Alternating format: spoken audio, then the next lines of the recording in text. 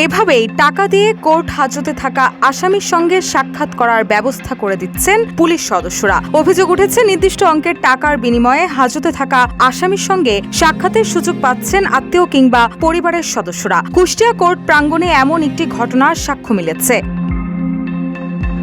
সম্প্রতি কুষ্টিয়া কারাগার থেকে এক আসামিকে আদালতে হাজির করা হলে তাকে রাখা হয় কোর্ট হাজতে। ওই আসামির স্ত্রী নূপুর খাতুন স্বামীর সঙ্গে দেখা করতে কোর্টে আসেন। তার সঙ্গে ছিলেন শাশুড়ি অর্থাৎ আসামির মা। নূপুর খাতুন অভিযোগ করেন, 200 টাকার বিনিময়ে কোর্ট পুলিশ তার স্বামীর সঙ্গে সাক্ষাতের সুযোগ করে দেন। তিনি বলেন, টাকা নেওয়ার নিয়ম আছে কিনা সেটা জানি না, তবে আমার কাছ থেকে 200 টাকা নিয়েছে, তারপর আমাকে দেখা করতে দিয়েছে। কয় টাকা নিল? 200 টাকা।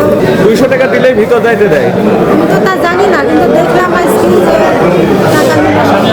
এছাড়াও নূপুর আরও অভিযোগ করেন, চাচা শ্বশুরদের সঙ্গে ছাগল সংক্রান্ত বিরোধের জেরে তার স্বামীর সাথে ঝামেলা হয়েছিল। পরে তার স্বামীকে মামলায় জড়িয়ে গ্রেপ্তার করা হয়েছে। এদিকে আসামির মা দাবি করেন, পুলিশের মতো পোশাক পরা এক ব্যক্তি তাদের ভেতরে নিয়ে যান, আগে টাকা নিয়ে তারপর দেখা করার সুযোগ করে দেন।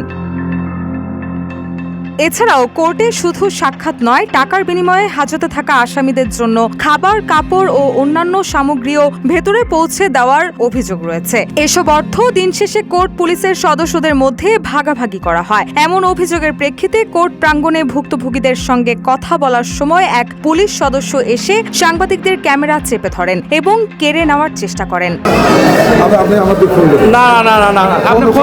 এসব অভিযোগের সত্যতা খুঁজতে কোর্ট প্রাঙ্গণে অনুসন্ধানের সময় সাখাওয়াত নামের এক পুলিশ সদস্যকে টাকা নিতে দেখা গেছে। এ বিষয়ে জানতে চাইলে তিনি অভিযোগ অস্বীকার করে বলেন, এখানে কোনো টাকা পয়সা নেওয়া হয় না, আমি কোনো টাকা নেইনি। তবে প্রতিবেদকের কাছে সংশ্লিষ্ট ভিডিও চিত্র রয়েছে জানালে তিনি দ্রুতই স্থান ত্যাগ করেন।